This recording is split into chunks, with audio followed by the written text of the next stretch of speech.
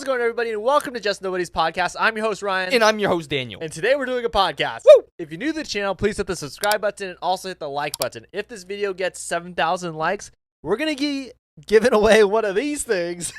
A hot toy. A hot toy is a very detailed, collectible, very desired. I mean, come on. Look at this Deadpool. Look at his swords. Look at his weapons. Very functional, very realistic.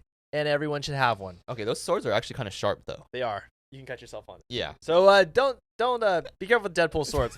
But if you want one, make sure you comment something that you like about Just the Nobodies or a suggestion of what you want us to talk about next week. To my next point. That's why you should comment what we should talk about next week, because we're going to take your guys' suggestions from last week and we're talking about it this week. So make sure you comment for next week's podcast. So let's get into it. Big week this week. A lot of people went to go see Black Panther Wakanda Forever. There's a lot of early reactions. I have not seen them. I have stayed away from the reactions. Well, I was planning on going through and telling you the Well, no, let's go through them. Okay, so for everyone who doesn't want to know, there's a lot of reactions online. A lot of people know what happens in the movie. And if you're one of those people, you should probably skip ahead in the podcast because I'm going to lay it on you. I'm going to tell everybody what's been said. All right. Okay, so basically what is going around right now is that one, it's a very good tribute to T'Challa. Okay, right? that's good to hear. And it's very cathartic and it's very emotional. I assumed that it was going to be very emotional. I won't say who the person is, but I'll read one of them right now. This is a verified reviewer.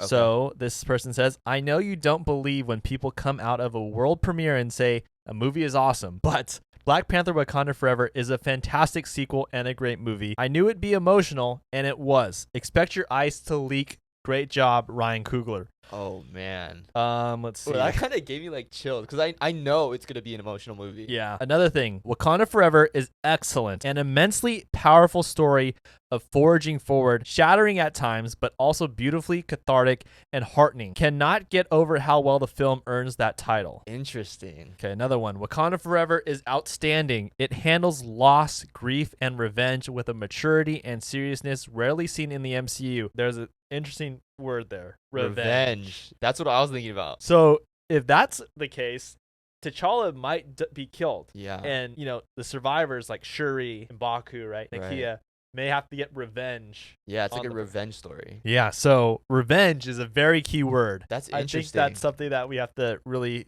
keep in mind. Angela Bassett crushed it, apparently. People are saying that she deserves an Oscar. Wow. So that's huge because, superhero movies generally don't ever get any recognition at the Oscars. Black Panther Wakanda Forever is an emotional journey well worth the wait. I really love that movie. Namor is a force.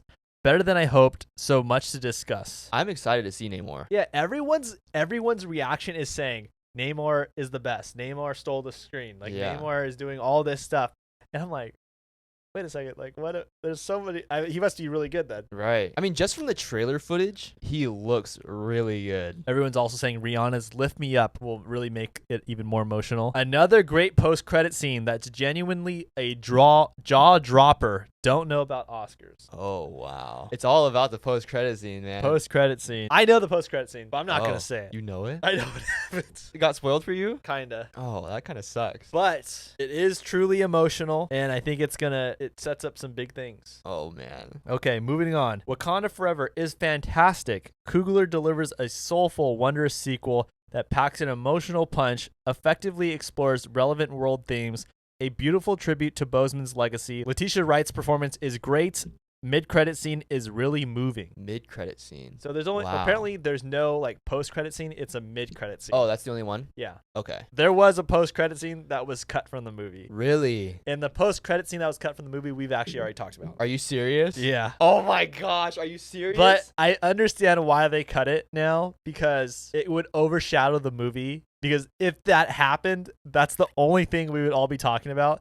I mean, obviously we would be talking about what an amazing movie is, but we would be so distracted by the post-credit scene that it would take away from the film. Okay. If I'm thinking of the thing you're talking about, then you're right. Yeah. It would take away. It's that. It's that? It's that. Wow. So, I mean, that's what I read online. I don't know if it was actually in place and they decided to pull it out. Uh-huh. But from what I read is that it was supposed to be in, and they took it out recently. Interesting. Let's see another one. Black Panther Wakanda Forever was an epic emotional roller coaster of adventure. Cried numerous times and have no shame. Letitia Wright's performance as Shuri was one for the age, a complete elevation of her previous times. To be honest, I don't cry for movies, you know what I mean? But I feel like for this, even watching the trailer, I was like, wow, this is like gonna hit hard. Yeah. It's everyone's even like saying, like even John Campe was talking about how like a lot of people are saying that the performance, and I think Warren Thompson, shout out to Warren Thompson from The Cosmic Wonder, I think he said something like that the cast did such a good job. It wasn't even acting. It was so like emotionally driven that the acting that is captured on screen seems so real because they are grieving the loss of T'Challa. Right. Oh my god. We'll see. I think we're in for a treat. I think we are for sure. So all in all, I'm very excited. I think we're all going to be, it's 2 hours and 40 minutes, by the way, too. Oh, wow. Like, it's a long movie. So it's going to be interesting. I'm glad they're doing that because I feel like there's a lot of explaining to do, right? You have to explain what happens to T'Challa. You have to explain who takes over. Mm-hmm. And if it's Shuri, you have to explain how she learned how to fight so good. That is true. That is true. Right? I mean, you have to, how do you go from not really knowing how to fight Yeah. and all of a sudden you're climbing on walls, like jumping, cutting up people? It is, yeah, they do have to explain a lot. Yeah, so we have to understand the whole revenge story. Yeah, that's interesting. The word revenge.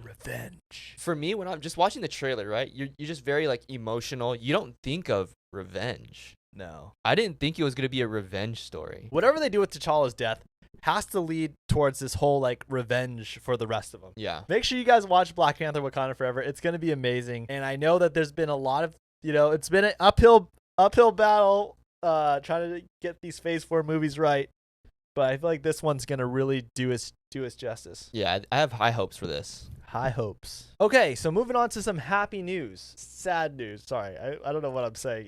It's happy, but it's sad. So, like, there's this dog, okay? The dog's name is Eclipse. Eclipse? And every day, it goes on the bus. Uh-huh. And it always knows that after 4 stops, it gets off the bus because that's where the dog park is. This dog's going by itself on the bus? The dog goes by itself on the bus, knows when to get off the bus to go enjoy at the dog park. Are you serious? No, I'm serious. It goes on the bus and it knows after 4 stops, I have to get off and I can go to the dog park. Yeah. Are you serious? But what's really sad is it passed away. Oh my god. Eclipse passed away. See, this is what's so bad, right?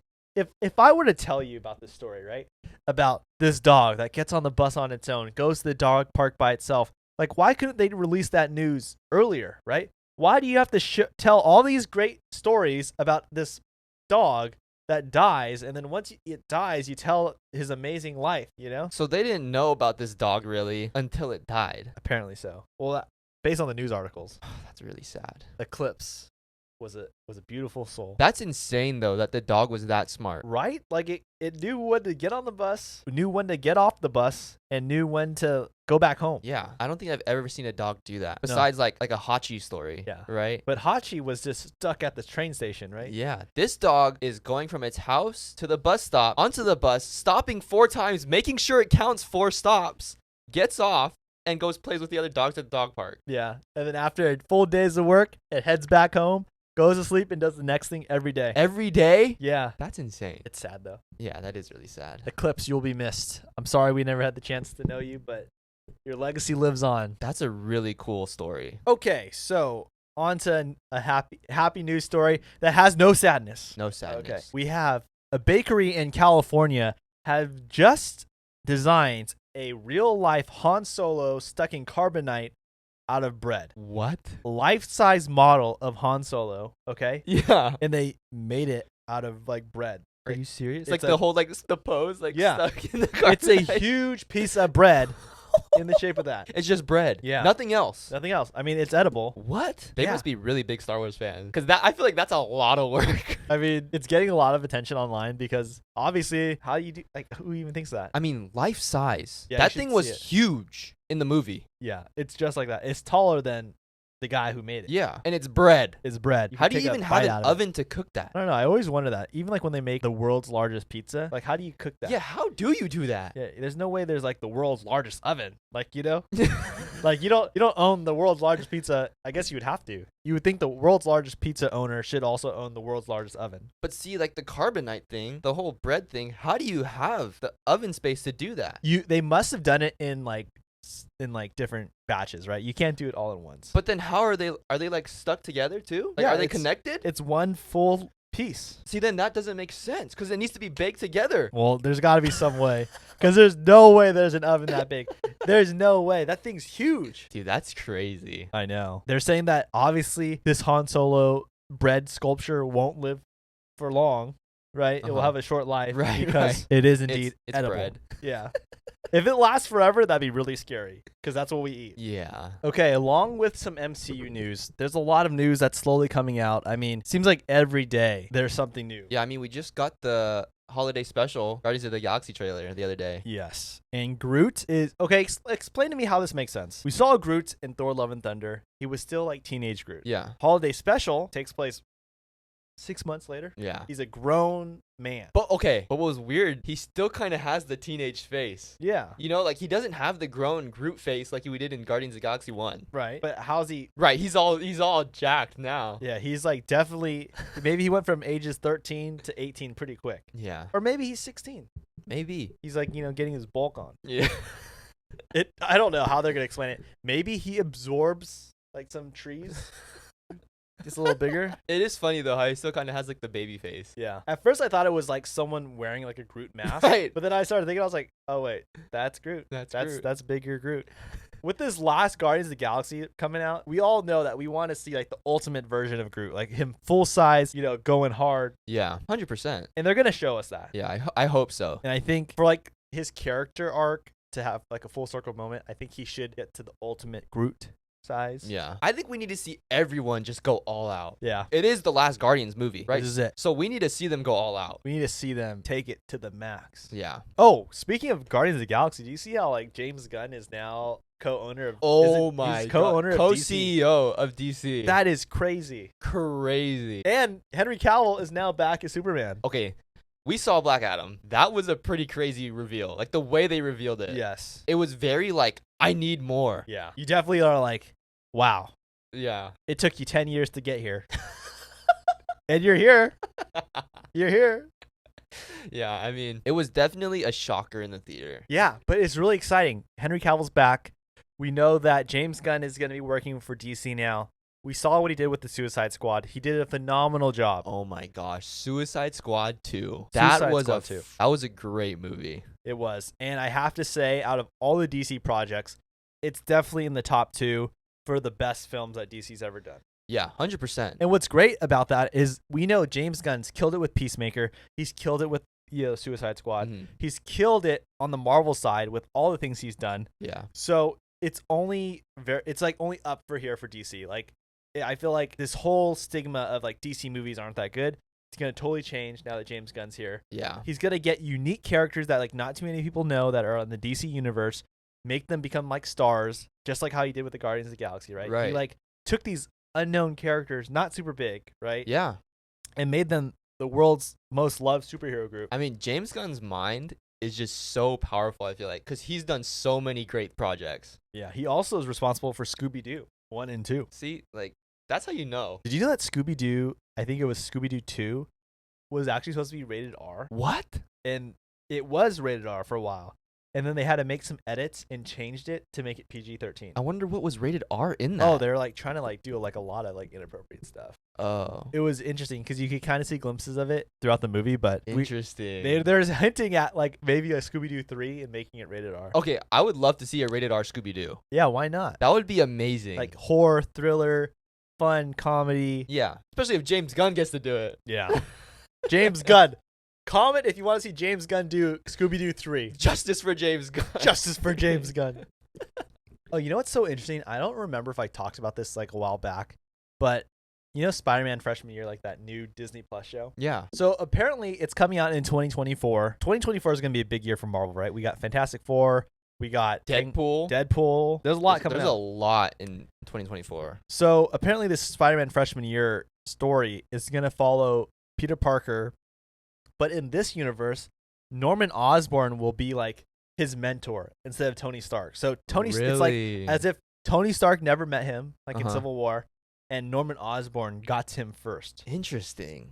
So he's going to have like technology from Oscorp. Yeah. But this is huge, right? Because it also shows like Norman Osborn exists in other universes. Right. Which we already know. But I feel know like that, yeah. the fact that Marvel's introducing him as their version, right, in another universe, it's huge. That is huge because he's probably coming like sometime down the line. Yeah, they're definitely going to drop him at some point. But I feel like it's probably going to be like after Kang. Yeah. Because when you think about it, it's hard to think of a Spider-Man story without Norman Osborn somewhere in the mix. Yeah. Like, they did a great job with the MCU Spider-Man, like Tom Holland Spider-Man, but I feel like they need to tie in a Norman Osborn somewhere. The Green Goblin is such an iconic villain. Yeah. It's like you can't have Batman without the Joker. Right. You can't have Spider-Man without the Green Goblin. Like, it needs to happen. Yeah. Okay, so moving on, Antman and the Quantumania is huge.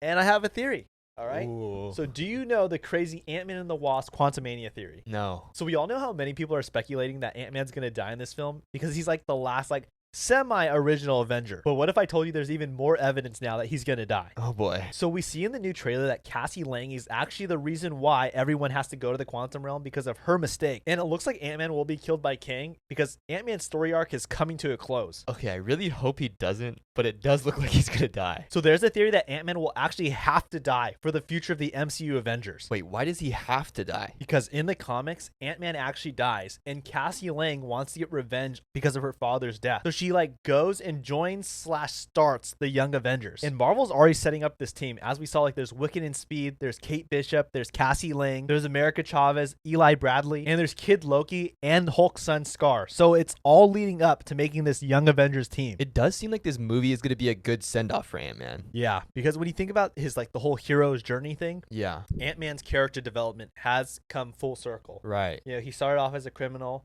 He's made sacrifices. He's made changes. Now he's become the hero. Now he's coming back. He helped with the Avengers in Avengers Endgame, right? Bringing everybody back. So it might be his time. It might be his time. But, you know, he could always come back later. It's the multiverse. Anybody could come back. So staying on the topic of Marvel and Disney, have you heard of the theory that Simba is actually the villain of Lion King? What kind of statement is that? Okay, so I saw a Reddit post, and we know in the Lion King, after Mufasa dies and after Simba leaves Pride Rock, there's a huge drought for years. But there's a theory that Simba is the one that caused the drought. How would he do that? So when the kings of Pride Rock die, we see that they actually live on in the clouds because we see that Mufasa visits Simba and talks to him while he's spending his life in the rainforest, which is somewhere that always has rain and water. But after years of not being at Pride Rock, we see when Simba returns, the clouds follow him from the rainforest. And we see that it literally starts to rain right after Simba beats Scar because the clouds always follow the rightful king. So Simba basically made Pride Rock suffer. Someone should have taught Simba. His dad should have taught him, like, hey, the clouds go where you go. Yeah, but maybe he didn't think that he was going to die so soon, so he didn't teach him. That would have been lesson number one. Son, if you want your village to succeed, stay with them because the clouds follow you. But remember when you think about it, when Mufasa died, right? Simba was kind of just like left out in the desert, and then Timon and Pumbaa found him and like saved his life pretty much. True. So he didn't really have a choice. You know, he kind of like felt ashamed and he like felt it was his fault. So he just decided to take another life. I blame Mufasa. Mufasa's wrong. Comment if you think Mufasa's wrong. But you see, he goes back and you see literally the clouds follow Simba back to Pride Rock. That's why in the night when he's talking to his father in the sky, he should say, "Son, get your butt home." He did though. He did. Oh, he does? Yeah. Oh, okay. He tells him like, this is not who you are. You need to go back. Also, he should say, your mother's dying because there's no water. That's true. You better gallop a little faster. You know what I mean? Yeah. But it's interesting, right? Right after he beats Scar and the rightful king returns, it starts to rain again. And then it literally blossoms back into what it was before Mufasa died. Think about this. How many animals had to die? How many animals had to die in the meantime because there's no water, though? Right. Think of how many people Simba killed. Simba. Not okay. Do better, Simba. That'll teach you to never leave your home again. Okay, moving on to advice. to save your life. Wait, what? Do you know which airplane seat actually gives you the best chance to survive in an airplane crash? Okay, I've always kind of wondered this. So scientists did a test and they put like sensors in an airplane and they put a bunch of crash dummies and they flew a real Boeing 727 airplane and they crashed it on purpose. And they wanted to see which seat was actually the safest seat to be in during an airplane crash. I always thought that there would be no survivors on a plane crash. No, so what scientists found that if you're sitting in the rows from 1 to 7, there is no chance of surviving. So if you're sitting in the front of the plane, you will die at impact. But they found if you sat in the middle of the plane, that you will most likely only suffer like a sprained ankle or a broken ankle. But what's crazy is that they found that people that sit in the back of the plane always survive. Like you will be able to walk away from the plane crash with like no injuries or very minimal injuries at all. Okay, I'd never want to fly first class. Yeah, think about this. It sucks to sit in the back, right? You're the last one on the airplane, but hey, if there's a crash, you're the first one to get off the airplane. That's true. Because That's crazy. yeah. Keeping that in mind, you get put in the back of the plane. Hey, at least you'll walk away from the plane crash. That makes you think, is first class really worth it? You know what I mean? Not after if it's gonna crash. Right. That's kind of scary. Yeah, you want some like cheap microwave food, or do you want to be able to survive Okay, so speaking of cheap food, there's a crazy social experiment. about cheap food? Yeah, so did you see how Burger King exposed a bunch of fake friends? Burger King. Yeah, so Burger King had this promotion and they called it the Whopper Sacrifice. And in this entire promotion, everybody had to delete 10 of their friends off their social media accounts. And in return, they would get a free Whopper. And keep in mind, a Whopper is only $5. So you lose some friends for a free burger. Yeah, but what's crazy about this experiment is that when people would delete their friends that they just deleted would get a notification and it would tell them, you're only worth 1/10 of a Whopper. And they would tell them that their friend deleted them. And after this experiment was over, they found that over 234,000 friends were deleted. Dude, that's messed up. Could you imagine losing a friend for a burger? Right? Yeah, screw them. Screw them. Yeah, and then you get a notification saying you're worth 1/10 of a Whopper. Yeah.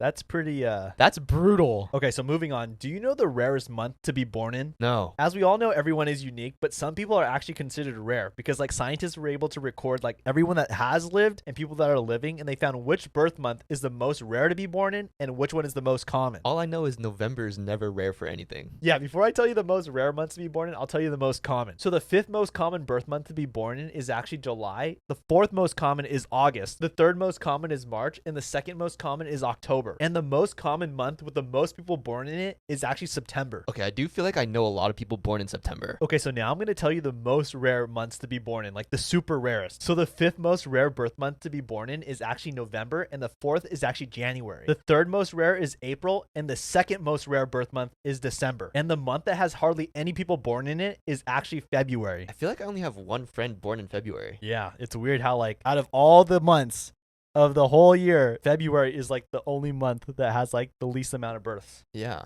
It's so strange. You would think like it would be constant, like every month with the population we have, it'd be like constant. Like it wouldn't really make a difference. Right. But there's like an obvious decline in February. That's kind of weird. Yeah. Okay, so going back to crazy news, have you seen the lady that played the violin during her brain surgery? Wait, what? She's like playing like while she's on the operating table? Yeah, so this lady named Dagmar Turner was an opera violin player, and she's been playing violin like her whole life. But she found that she had a tumor on her brain, and she needed surgery to remove it. But she was afraid that the surgery would affect her ability to play the violin because the tumor was on the part of her brain that would affect her left hand movements. That is so scary. Yeah, but what's crazy is the doctors had Dagmar play the violin during her surgery. So they're working on her brain while she's playing the violin. And they did this so they wouldn't damage the part of her brain that allows her left hand to move so precisely. So she literally played the violin her entire surgery and it went 100% successful. I had no idea that's even possible. Right? It's pretty crazy. To play violin, you're awake and they're working on your brain. What happens if like when she's doing, like she's playing, she bumps someone like, you know, and then they screw up or something? Right, but there's actually footage of it and she's playing and you could see like they're behind a sheet and her head is like on the other side and they're like trying to take out the tumor while she's just playing. Oh my gosh. So if she started playing bad, they would obviously said, "Oh, let's stop." Yeah, I don't know what they would have done. Like, what does that do though? You know what I mean? Yeah. Like when they start to notice a decline in her playing, is it too late? Like, is it done? I wonder if they were studying her brain, like which part, this part of the brain is working right now, so we can't touch this part, you know, while she's playing. They wanted to see exactly where that spot was that was working. Oh, I see what you mean. You know what I mean? Yeah, so it's like that muscle's moving, so we'll avoid that area. Yeah. Got it. Okay, so on to the next. Do you know the real reason we wear wedding rings on our left hand? No. Okay, so back in the times of ancient Rome, they said that only on your left hand and your fourth finger, which is your ring finger, there was a vein that would go from your fourth finger all the way to your heart. And they called this the love vein because they believed that the heart was the center of emotions. And that's why we wear our rings on our left hand on the fourth finger. That's really weird. I never even knew there was a meaning behind it. Yeah, but scientists actually proved this to be false and the vein doesn't exist. So ever since then, we've been doing it, but we've been doing it for no reason. That's so weird. Right? I never questioned that. I never questioned why it's only this finger we put the ring on. And it's always the left hand. It's always the left hand. Oh, wow, that's weird. Because they didn't believe it was like the vein was on both hands. It was just the left hand on this finger. And they thought that vein like actually traveled to the heart. Yeah. And then they find out it's not there. Yeah, and they thought the heart was the center of emotions. Oh, like they actually thought that your heart was a muscle that major emotions happen. Yeah. And ever since then, we've just been doing it. Oh my gosh. I wonder how many years they thought that for. Everyone's like they start like making these like metal braces for your fourth finger, like protect your fourth finger. It's very important. You're going to be heartless if you lose it. Okay, so this part of the podcast is called Whose Side Are You On with Leia. Hey. So get ready and let us know who you feel is right and who you feel is wrong. Because there's some really weird people out there. Different. But different is good. Because if we all were the same, we would all be robots. And boring. And we wouldn't have anything to talk about. So thank you. Am I wrong for sleeping naked on top of the covers to teach my roommate's girlfriend a lesson? Whoa. So I, 21-year-old guy, live with my childhood best friend, 22, who's also a guy. It's been 2 years now. Up until last week, things were perfect between us. However, he recently got a girlfriend who's 23 years old, and she honestly seems absolutely great except for one thing. She seemingly has a complete aversion to knocking. She and I had quite a lot in common, and I actually like spending time with her. However, it bugs the hell out of me when she barges into my room without knocking first. Now she's never walked in on me doing anything. I'm usually just chilling on my bed studying at my desk. However, on at least 7 occasions now, she's done it first thing in the morning to ask if I want coffee. I sleep naked. Every time prior to the last one, I've been under the covers and she hasn't seen anything. I always point out that she could have, and she just giggles and says, but I didn't. When she stayed over last week in order to make my point, I intentionally slept on top of the covers. Sure enough, she barges in at 7 a.m., begins to ask if I want coffee, and sees my you-know-what. She pulled me aside and said I was way out of order, accused me of deliberately exposing myself, and pointed out that I'd threatened to do it before. Yikes. I literally just said, okay, but what if I had no covers and you saw everything before? They're now framing this to others that I'm some sick creep who intentionally got naked and lay in front of her because that's how I get my rocks off. And I'm kind of seeing how it came off that way. Am I wrong for doing this? I just want some privacy. Whose side are you on?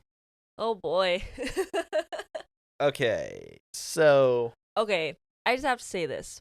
I don't know if your parents used to do this when you were younger, but usually when they just want to talk to you, they come into your room, your door's closed, right? They come into your room and they don't even knock. But like, you know, it kind of startles you because you're just like, whoa, like, because it's your room, it's your privacy, right? But you're not naked. No, I'm not naked, obviously. But like, I don't know. I just feel like knocking is just a polite thing to do, regardless if you're closed or you're not. I feel like, especially in like a roommate situation, if they're not even family, and this is not even his friend, it's the friend's girlfriend, and she just barges into the room without knocking, it's really like, that's really inappropriate. Rude. If someone did that to me, I'd be really pissed off. And if he pays rent and that's his space of living, if he wants to sleep naked, he can sleep naked. You know what I mean? Like that's his own, you know, privacy area where he can relax and feel comfortable in his home. It's not her right to be able to barge in like that. It was almost like she was asking for it. Yeah, it's almost like she wanted to, and now her boyfriend's upset, but you know, she kind of set herself up. I think she was wrong. Yeah, she's probably wrong on many levels in the head, but I think in this case, I think she's wrong because like that's his room. That's his life. He wants to live that way, let him live that way. But if you enter his place of living, right, his space, it's not fair to him. Agreed. So, girl, you're crazy and you're wrong. Your boyfriend should dump you. Okay, so now we're moving on. You have a story. All right, I got a story for you. Oh, great. Whose side are you on? Is the writer wrong or right? Am I wrong for telling my son he deserved his girlfriend breaking up with him? What? That is some effed up parenting. So, my son had a long distance girlfriend recently for about 2 years. She was great, a really nice girl, and we all loved her, welcomed her with open arms. She was flying here constantly to visit him, like a weekend or a month, and he didn't lift a finger to go visit her. I tried talking to him about it several times and told him he should really start looking into flying over to her instead of expecting her to do all the traveling. He said no. And my wife probably had something to do with it, as she constantly told him she was afraid of him flying. I spoke to them both and said the girl is great for him. She was willing to move over to our country too. Oh, country. Oh my gosh. But said there was one condition, and that was he'd have to fly over to her country too, which is fair enough. He said no again.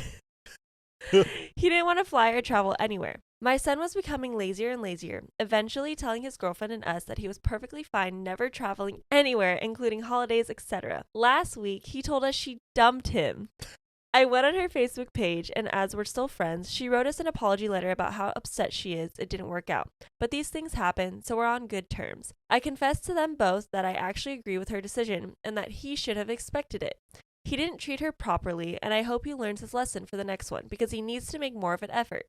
I said he deserves it for his lack of effort in the relationship, and for essentially just allowing this girl to spend all her money and time coming here all the time. My wife and son are very upset that I said this. Very, very upset. And my wife says I'm being horrible.